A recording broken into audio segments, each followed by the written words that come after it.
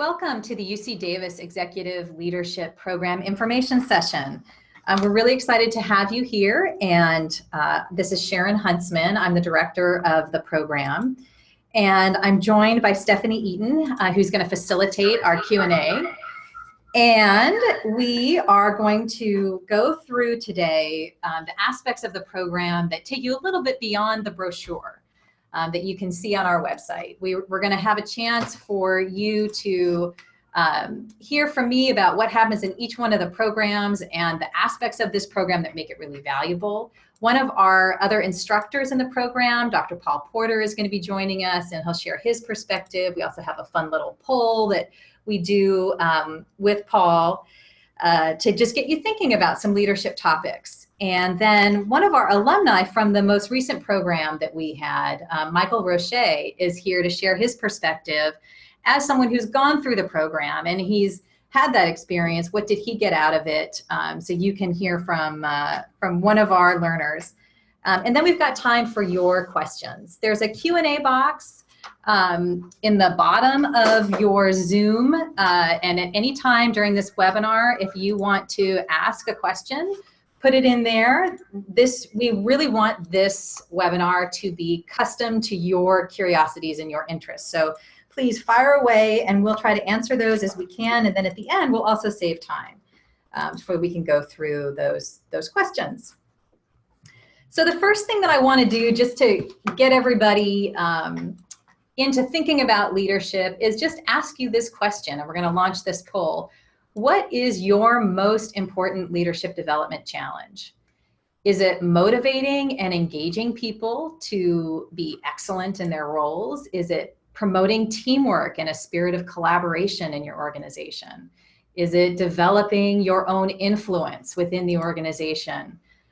Is it adapting to change or driving change in the organization? Is that something that you are dealing with?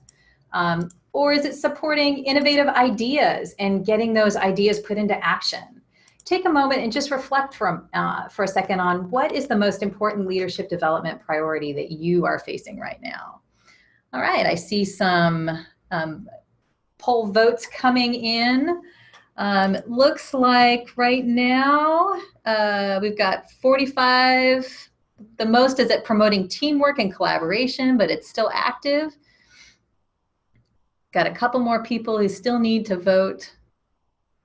I know each one of these can be an important leadership issue depending on the week that you're in. So what is it for you today?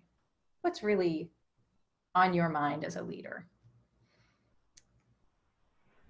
All right, it looks like the number one is promoting teamwork and collaboration. So not surprisingly, that's one of the things that we address in this program. We, in fact, all of those topics come up throughout the Executive Leadership Program. So you're in the right spot if any one of those were a priority for you. And now I want to just share a little bit more about the program and what its foundation is. And the foundation is really how we define leadership. And we define it as a learnable set of skills. So although some people have learned or believe that leadership is about charisma or being the most influential because of your personality and your drive, we actually believe that leadership is a set of learnable skills that everyone can be excellent at. And no matter where you are on the continuum of experience and with your leadership, you can always get better. So that's our fundamental grounding, that leadership is a set of skills that everyone can learn. And then within that, we believe that leaders are first and foremost guides to the organization's future. We expect leaders to chart the course forward. We don't always expect that of people who are on the front lines, but we do expect it of our leaders. And we believe the most effective guides are leaders who encourage an open, robust dialogue amongst their team members. They foster innovative ideas, and they're resilient in the face of change. So when we're thinking about leaders who guide the future, They're guiding a future with openness, with hope, with innovation, and with resilience. The second part of our definition of leadership is that leaders are the kind of people that others willingly follow.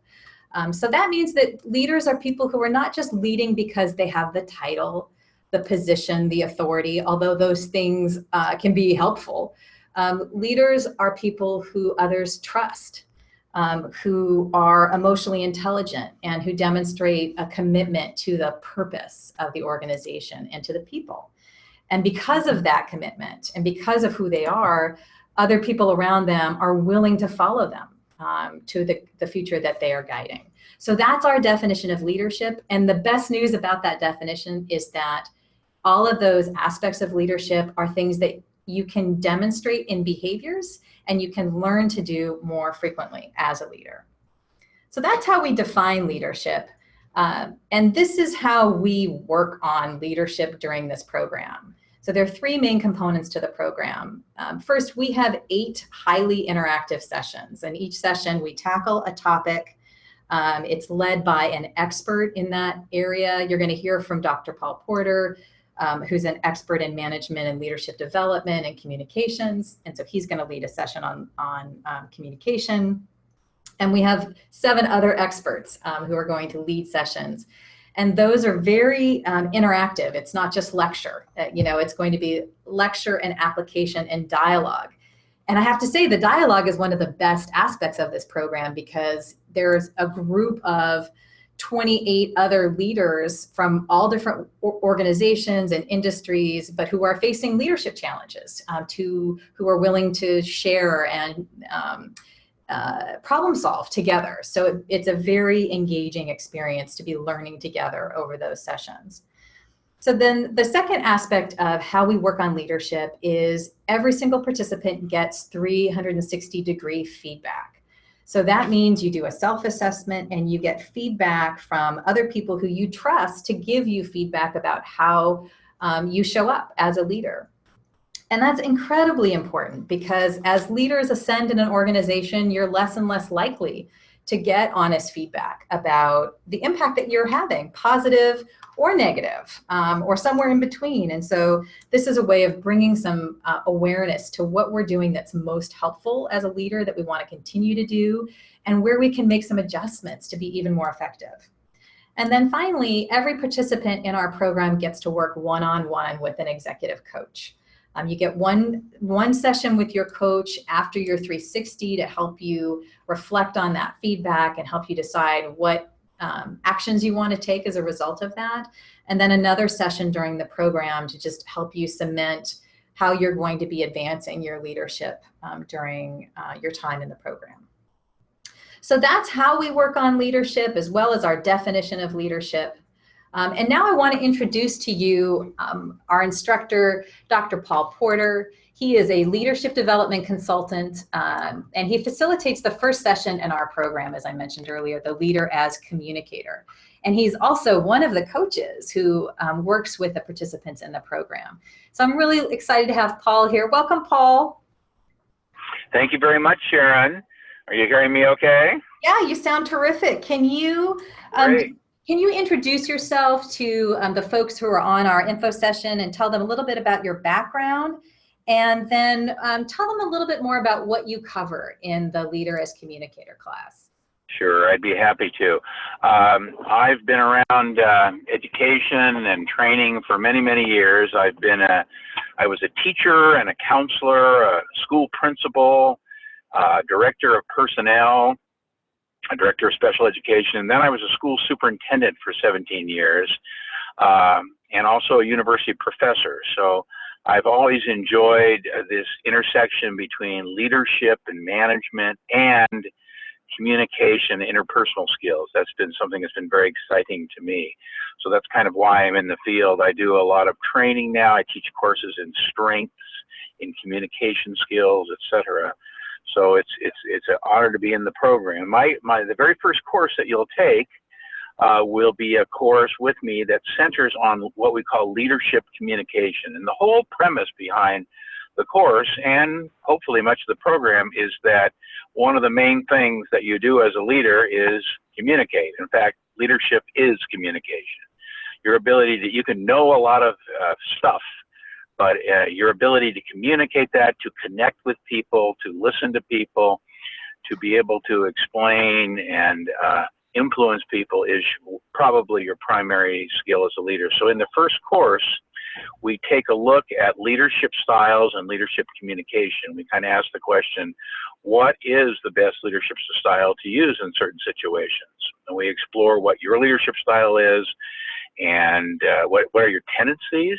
And then we look at how might you adjust that style? What are the various styles that are called for in different situations with different kinds of people, and try to make sense of that so that you can have that tool as you go forth into the future.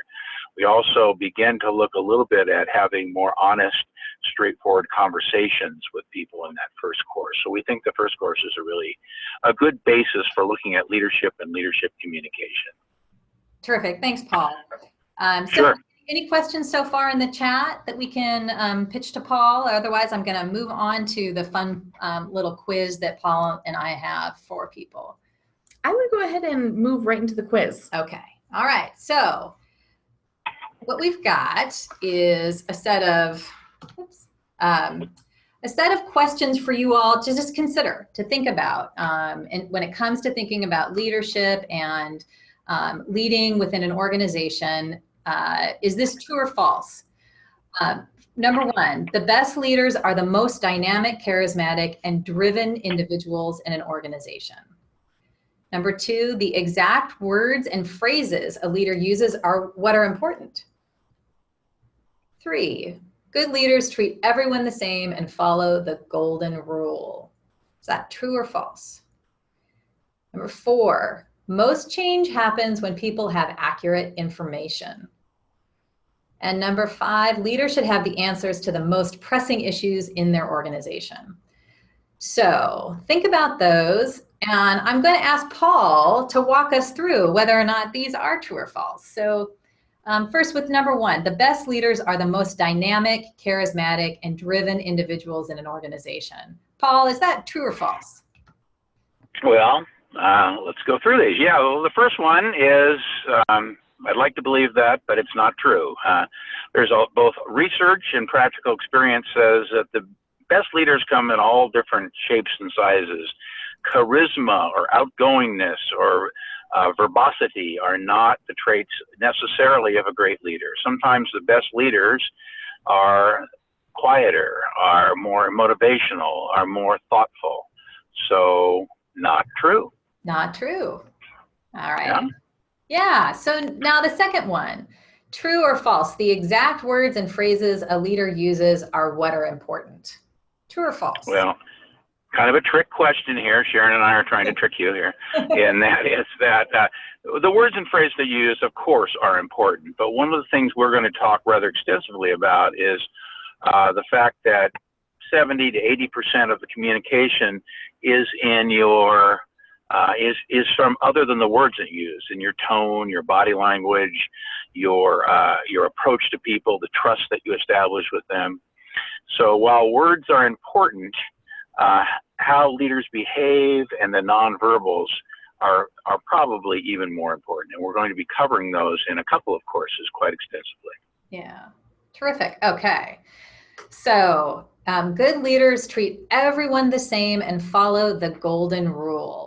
True or false? Well, how can you argue, Sharon, how can we argue with the golden rule? I mean, well, actually, this one is false, as we do believe that you should treat people fairly, etc. But sometimes the platinum rule, or treat everybody as they need to be treated, not as you would want to be treated, not everyone the same, but a really good leader is perceptive enough to begin to understand that different people in different situations need different kinds of leadership.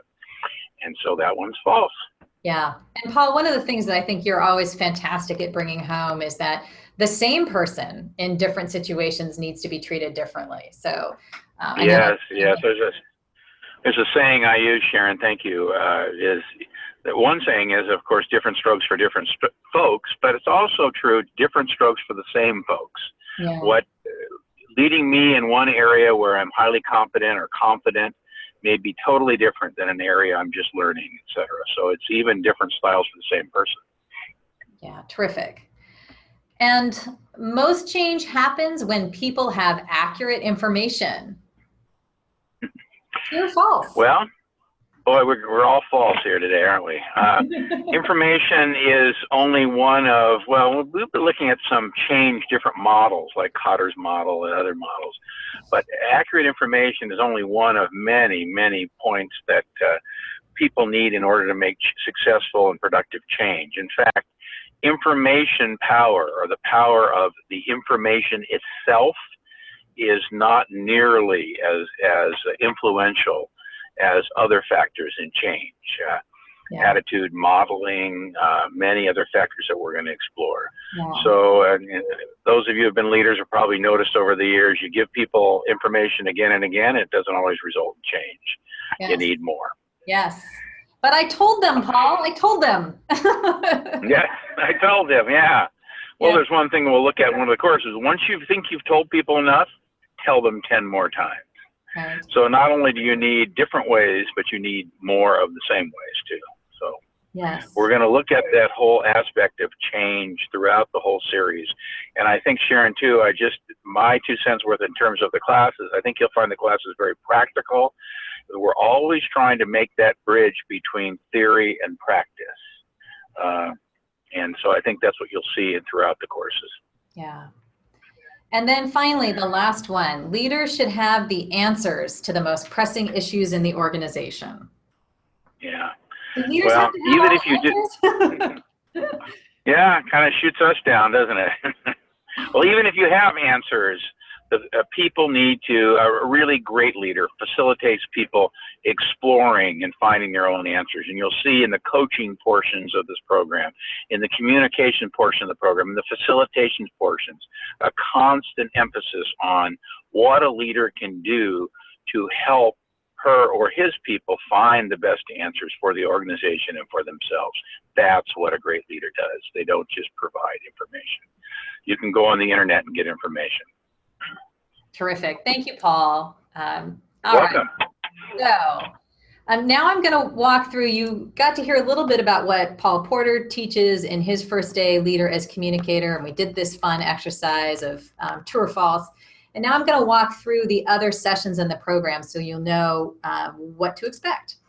So the second session, the participants receive their 360 feedback, and I lead them through understanding the 5 practices of effective leaders that 360 instrument is based on. So the idea is that by the end of that session, you will have received your feedback, you'll begin to understand what that feedback means, and you'll have a concrete idea of what steps you can take as a leader to increase your effectiveness right away. Then the next session, we have Dr. Mitchell Adler, who is a psychologist and author and consultant, an expert in emotional intelligence. And what he does is really guide people through the 4 domains of emotional intelligence. So those are self-awareness, self-management, social awareness, and relationship management. So he will walk people through each of those domains and help them understand where they're at, what their triggers are as people and as leaders, and how to respond to situations in a more emotionally intelligent way. I think one of the things that's really true and people are recognizing more and more is that your IQ will take you far in terms of being an individual contributor, but if you want to be an effective leader, your emotional intelligence and your ability to read other people in social situations and to self-regulate are even more important to your success. And what I really love about Mitchell Adler is that he really emphasizes the importance of self-care, taking time to work on your own self-regulation and self-management and taking care of yourself so that you can show up and be the best possible leader that you can be. So that's a great session. Then we have Michelle Payne, who is an executive coach, and she's also the co-director of UC Davis Extension's coaching certificate program. So she coaches herself at the executive level, she trains other people to coach, and she facilitates a session on how to lead as a coach.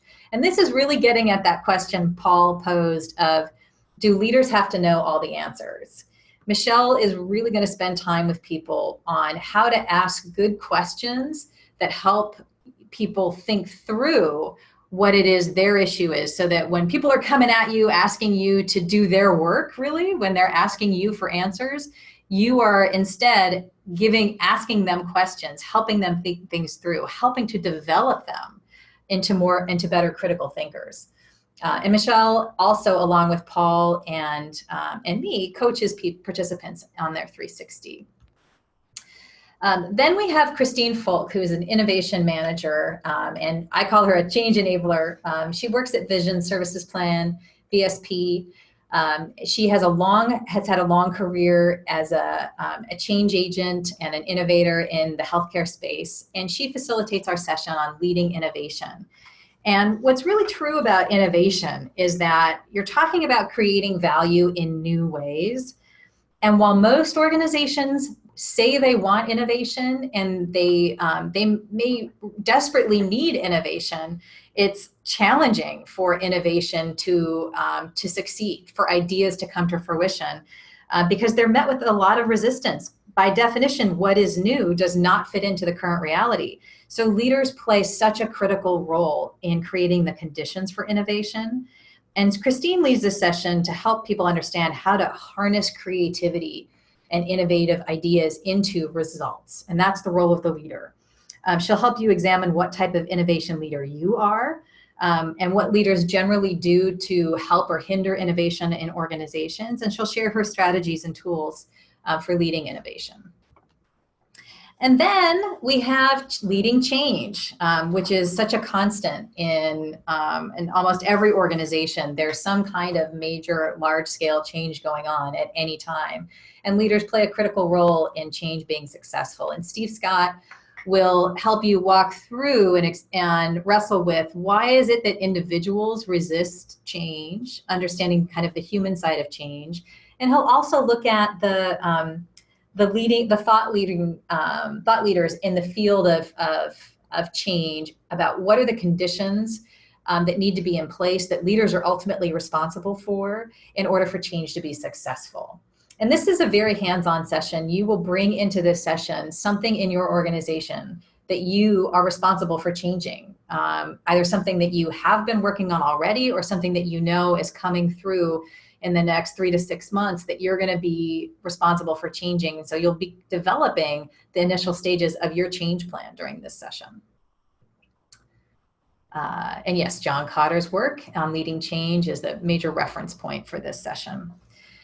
And then Elizabeth Doty is our last facilitated session, where she wraps up all of the work that we have done by helping people cement their orientation as leaders around their own values and their own commitments to how they're going to lead, and what commitments they want to ask of others as they embark out on this leadership journey. And Elizabeth Doty's really wonderful. She is the author of the book, The Compromise Trap. She did a lot of research around people and organizations and what was helping people to be successful and what was helping people to thrive in organizations. And she found that the people who thrive the most are those who are able to be true to their values and to encourage others to be true to their values in how they move the organization forward. And it ends up having a benefit for the whole organization when that is true. So she will help you assess where your part of the organization is at in terms of its ability to live up to its own values and commitments, where you are at, and help you think through what you need to do, what you need to ask for, and commit to in order to lead your organization to a higher level of performance. So that's our sessions, and I want to bring in Michael Roche, who is one of our most recent alum. I have this picture not only of Michael out in front of our executive program classroom, but actually in the classroom too, participating in one of our sessions on leading innovation. So Michael, I'm so glad to have you here. Welcome. You want to introduce yourself and tell people a little bit about your background first? Yeah, absolutely. Well, thanks, Sharon, for having me. I do take a better picture than that, but it's my fault for not sending in a newer one. So about myself, I got about 20 years in the IT world in a variety of positions, working globally around the world, global project manager, managing a variety of IT teams. Currently, I manage IT operations, and I also run the business continuity program that overarches the entire organization. So, yeah, that's a little bit about myself.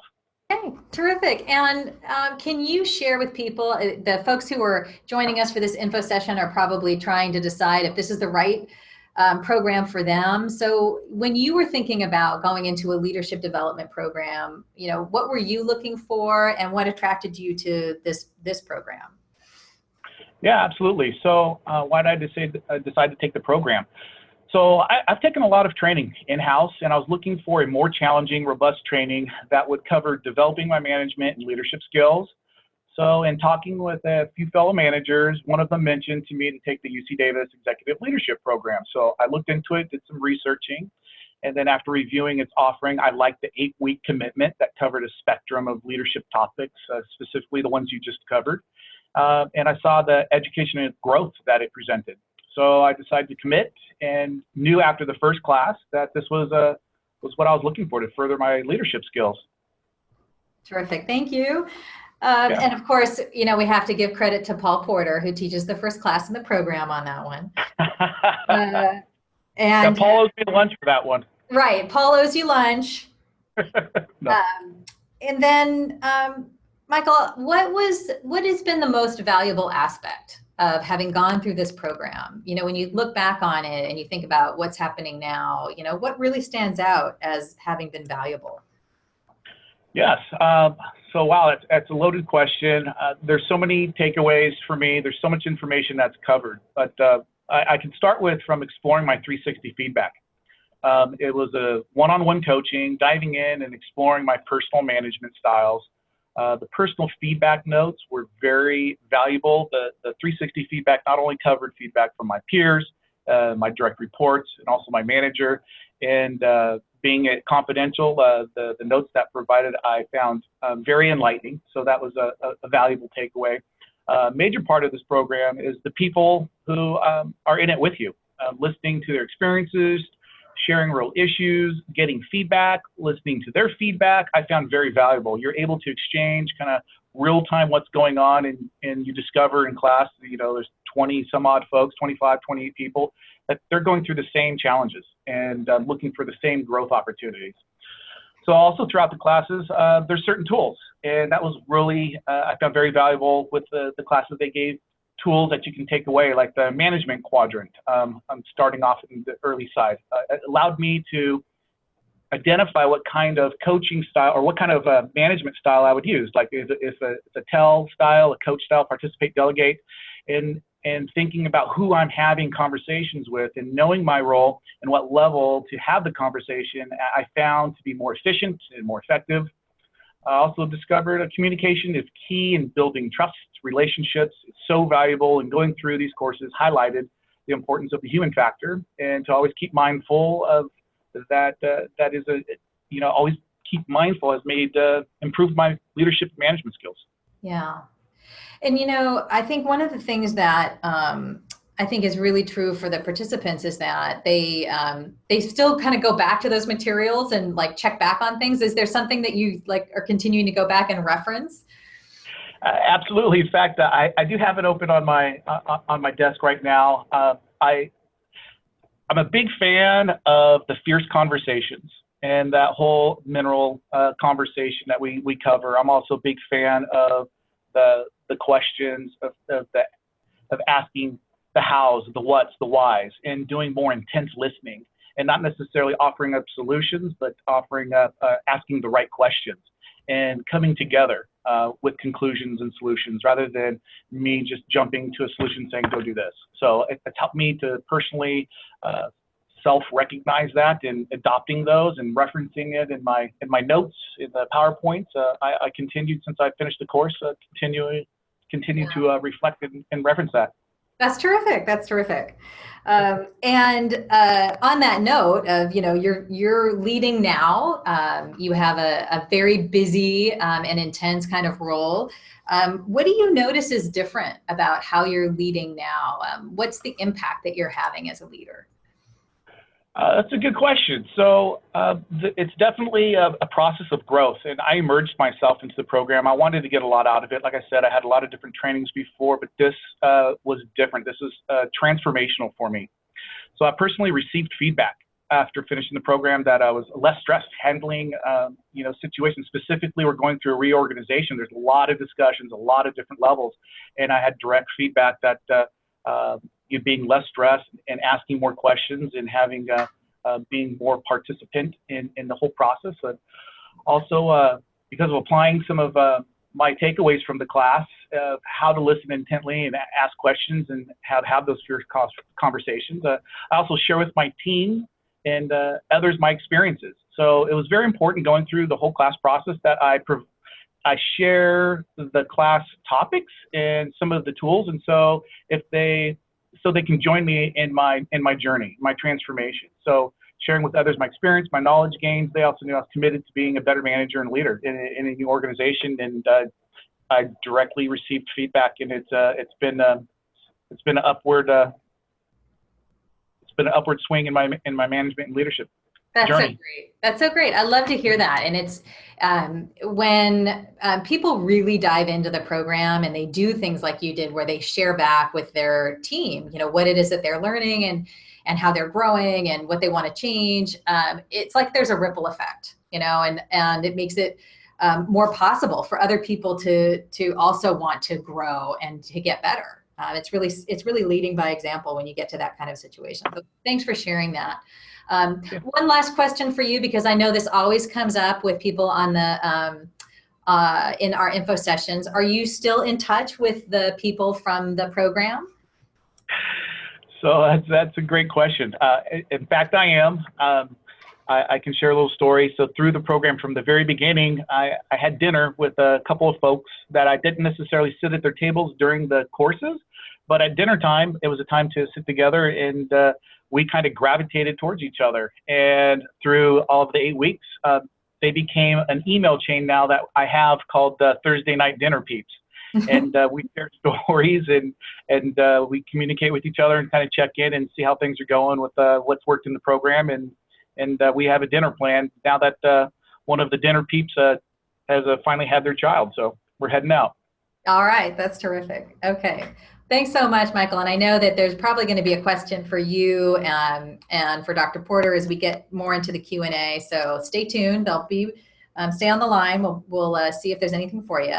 But I want to go back to some of the details of the program. So if you're thinking about this program and you want to know, okay, well, what are the specifics? Can I fit this in?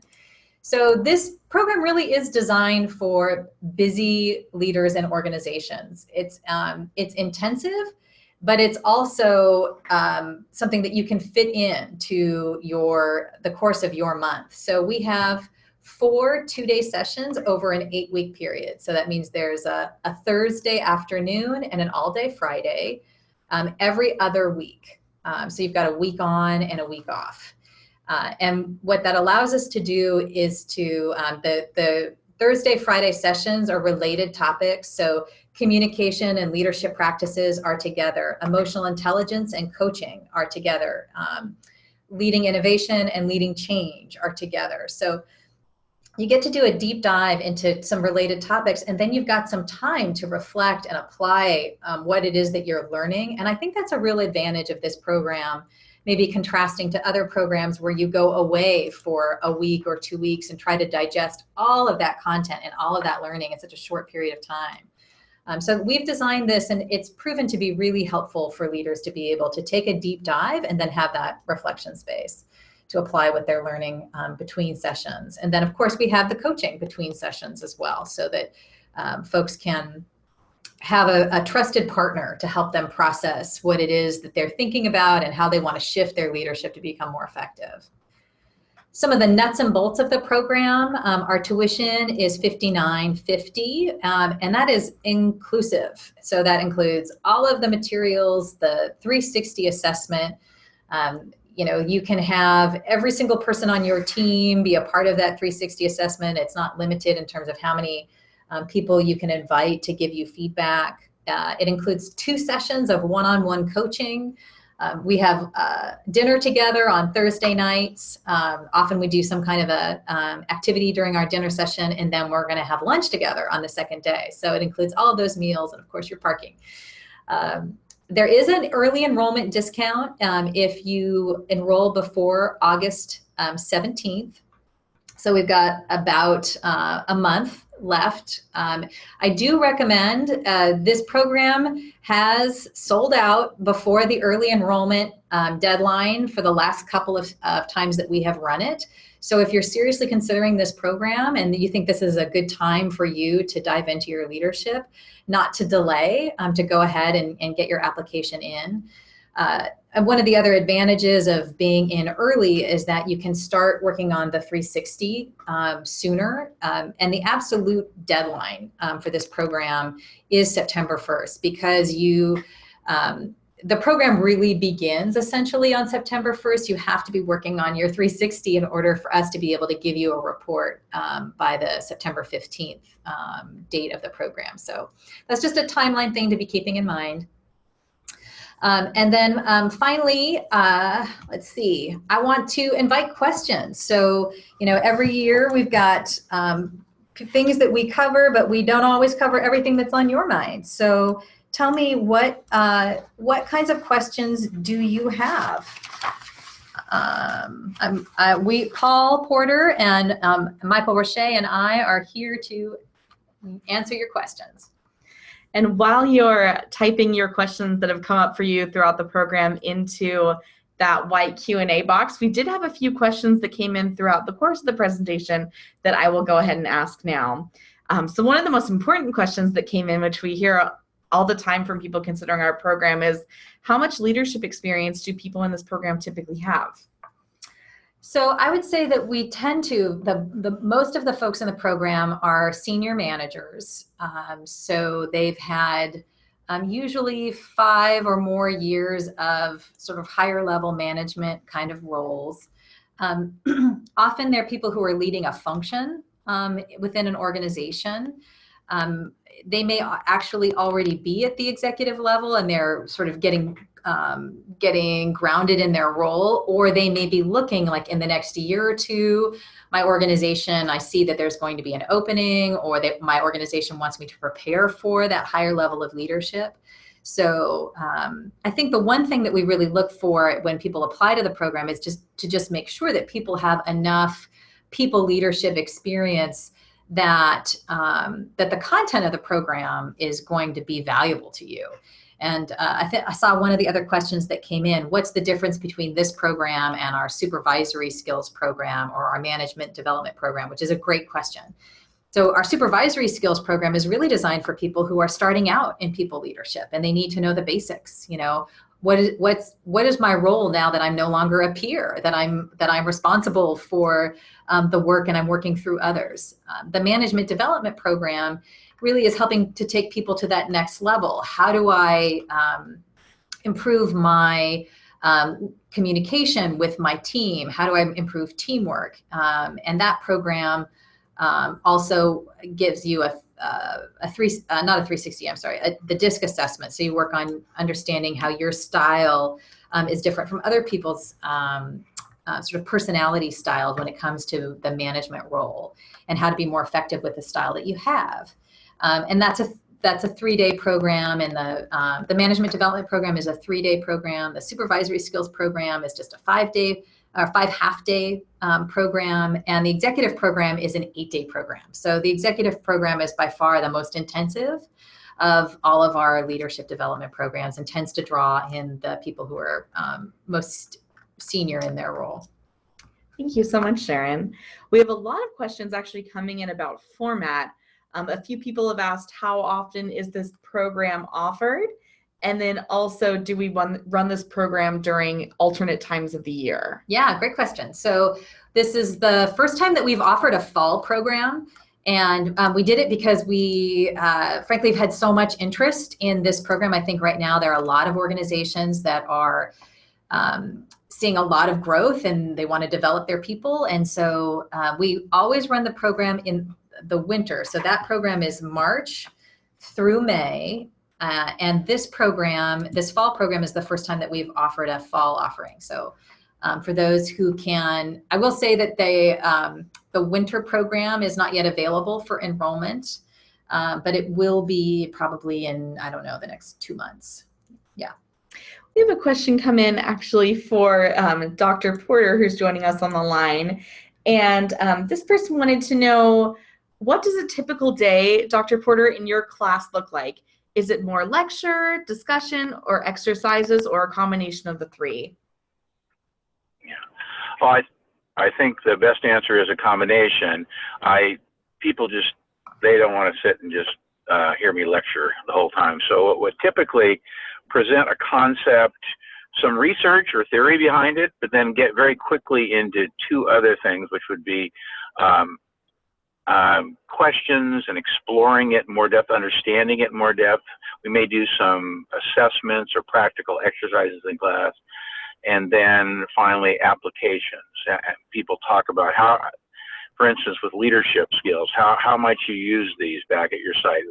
Pick a person you're having problems with in terms of your leadership, and how do we take the concepts we just learned and apply to those particular people.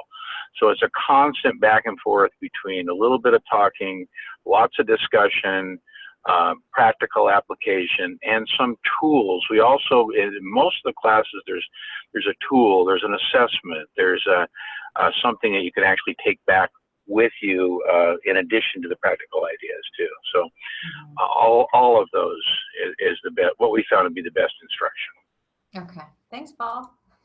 I see that we've got a question about can units or coursework in this program be transferred to a master's degree program at UC Davis? So the quick answer is that depends, because this is not a program where you get a grade. This is a program where you get a certificate of completing the executive program, but it's really about developing your own skills. And so it would be up to the receiving degree program to decide, you know, if there's a requirement of there being a leadership development component to that program, it might transfer, but we don't have articulation agreements because we don't give grades. And so that's just an important thing for you to know if that's something that is of interest. What other questions do we have? We have a really great question here from somebody who is actually transitioning in a role, and they are starting a new job with a different organization in a few weeks. And they want to know if they should take this session or if we recommend that they wait until the next session when they'll know a little bit more about their next role or next organizational environment. Oh, what a great question. And, you know, Michael and Paul, you know, you all may want to weigh in on this too. My initial thinking on this is that showing up in a new organization is a great opportunity to really communicate with people clearly about who you are as a leader and what you expect of them and what they expect of you. And if getting clarity around that is something that you think would be helpful to you, I think doing the program now would give you that clarity to show up as a leader that has that kind of clear set of expectations, is immediately creating trust and communicating well with folks. So I think it's a great way to launch. But Paul and Michael, what do you guys think? Take it now. I'd say take it now. There's always a balance of a new leader. You know, sometimes you read advice that a new leader should sit back and learn the culture of the organization. And then other people say, no, make changes right away. Well, it's always a balance between, if you wait too long, then you become part of the old system. If you do go too quickly, people feel like you're not respecting the culture. So this, to me, this series of courses will get you thinking about those things in advance.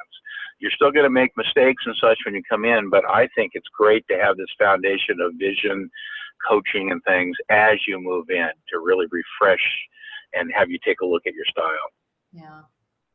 So I'm going to agree with what Paul said, especially if you got a certain set of skills, a manager skills that you've been working on for a while, and you're going into an organization. The offering through this course is going to prepare you to think a little bit different, to listen more intently, so where you can be more effective going into an organization and observing and being able to come up with a plan, a strategy, a vision. And this course gives you some of those tools to be able to apply through that whole process. So definitely an advantage to take the course, and it'll give you some skills, and you'll come out looking like a rock star. That's great. All right, Stephanie, what other questions do we have? We have somebody who is going through a reorganization within their current company, and they are starting a new executive team, and they'll have 5 direct reports. And all of those direct reports are going to be department leaders supervising a team, and they want to know, is this program good for that entire new team to go through? That's interesting. I don't know that we've ever had a whole team go through the program together. So I don't have any experience to base it on. We do have organizations that send multiple people, but oftentimes they are people who are on different teams, leading different parts of the organization. I could imagine that what could be valuable about that would be having a common language. You know, if you're all looking at a similar 360 report, and you're looking at the 5 practices of exemplary leaders, and you're looking at one of those really important practices that we often don't do enough of as leaders is encouraging the heart. It'd be nice to be able to have that language be common amongst us. Like, oh, hey, you know, the team is really struggling with their motivation. Are we doing enough to celebrate? Are we doing enough encouraging of the heart? I could see that being valuable. Michael, what do you think? Would you, as somebody, as an alum, would you have wanted to come in with your whole team, or would you have wanted to take it alone? Any thoughts on that? Yeah, I got thoughts on that. So it's going to offer 2 different experiences, right? You touched on it. It's going to offer that common speak. You know, you're going to be going through exercises, and you're going to learn applied skills, and you're going to go through these like I said, exercises that are going to expose your management styles. You're going to work with them. So there's going to be a bonding time, because it's not just lecture, it's interaction, and it's also time with each other, sharing and experiencing. So you can have that bonding experience, but also I could also see a different experience by maybe not having the entire leadership, maybe like the peer leadership go through it and let them bond together, and not necessarily have your executive leadership there with your peer leadership. So that's just my 2 cents. One more. Paul? Yeah, maybe one more comment. Yeah, one more comment is a lot of the literature now is talking about learning organizations and referring to leaders as the lead learner and concepts like that. So what a great way to perhaps reinforce the concept that a leadership team is a team that learns together. So I think that could be a great opportunity. But if you did it, I would also suggest that you carve out time to really have the team sit and digest and talk about how they might apply and how they're taking in some of the concepts. So I think it could be a great opportunity. Right. Great question. Such interesting questions this time. Yes. Do we have any more? Is that? We do have a few more, actually. We have a few questions that are asking about what they need in order to join this program. One of the questions is there a degree requirement to participate in the program? And then is there a designation earned through the program completion? Mm-hmm. And then the other question that we got that's really along that similar vein is, I want to take this program because I'm interested in the topics, but I'm worried I'm not at a high enough level in my organization to make the most of the course material. Okay. So there is not a degree requirement to participate in the program. What we really look for when people apply to the program is, do you have enough people leadership responsibility today or in the very near future that these topics are going to be relevant?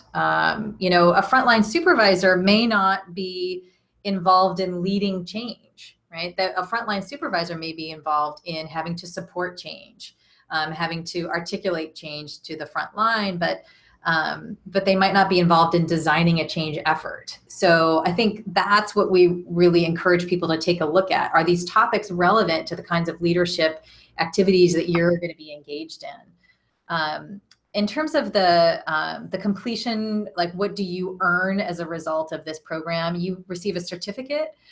You've completed the UC Davis Executive Leadership Program. It's beautifully framed, but it is not credit bearing. So as someone else had asked that question, do I get a grade, that I can transfer to another master's program? And that would really depend upon a program being willing to accept something that was non-credit, because we don't offer grades. It's really, you are grading yourself. You are deciding how much you're going to invest and put into this program. And I will say that the people who have the best experience in the program are the ones who put a lot of intention toward their participation. Did I answer all those questions? I feel like I forgot one. We still have a couple more here that came in. One of them is a really great logistical question. I already know that I have a time conflict with a few of the class sessions. Can I still take the program? Yeah. So I think it's each session in the program is unique. So I really encourage people to, as much as they can, choose the session. Choose the offering of the whole program where they know they can make it. Now life is always going to happen. People get sick, they have unanticipated travel, and we understand that. And so you can still earn your certificate if you are able to attend 7 of the 8 sessions. I also will tell you that we track, and so we invite people back if you had to miss a session because you got the flu or you had to go out of town. We make sure you can come back and be in the next session so that you can complete and get your certificate. So we work with people. And I still really encourage people to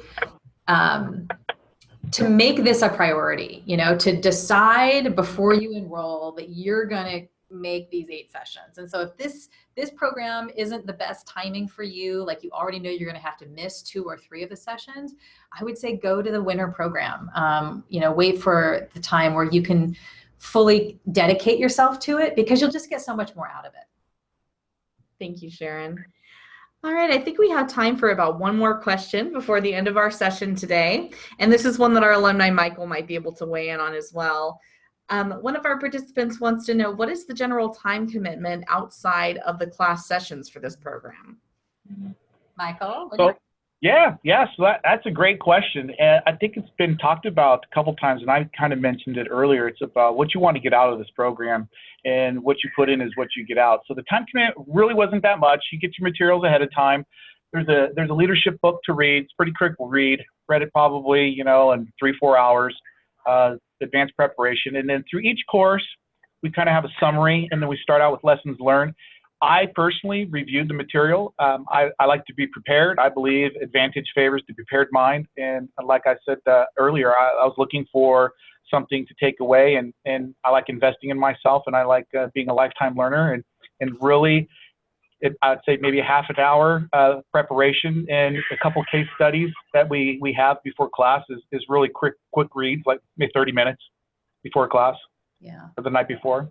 Yeah, I will say that we know that leaders are busy, and so we do try to make the prep as manageable as possible. So we have one book, but we also mostly will do like watch a TED Talk or read one article in order to prime your brain for a topic before you come into that session. So we try to make it manageable. And with that, I think we want to conclude. And I just really want to thank Paul Porter and Michael Roche, Stephanie, amazing, running all of this technology. Stephanie Eaton, thank you so much. And if you are considering the program and you have more questions, my email address is up here on the screen, slhuntsman@ucdavis.edu. You can also download the application at extension.ucdavis.edu/executive. As I said earlier, this program does tend to fill up, and then we start a waiting list. So if you want this fall program to be the program for you, we encourage you to get your application in soon. And with that, a final thank you to everyone. It's been terrific to have you all this afternoon. Our attendees, thank you, and wish you a great Wednesday evening. Bye-bye.